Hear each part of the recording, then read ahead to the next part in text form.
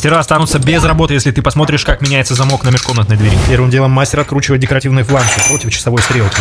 Затем также нужно открутить нижние декоративные фланцы на фиксаторе замка.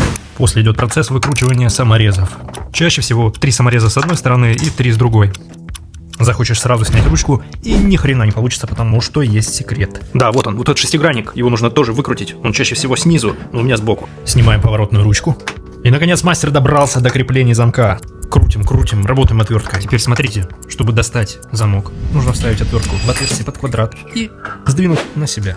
Берем новый замок. Проверь, на какой стороне защелка. Переворачивается она очень просто. Нужно вставить отвертку в специальный паз сзади корпуса замка и выдавить защелку наружу.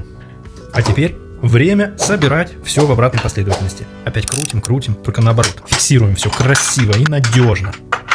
Все, теперь все на местах. Но мастер кое-что забыл. Ну, я думаю, что никто даже из вас не заметил.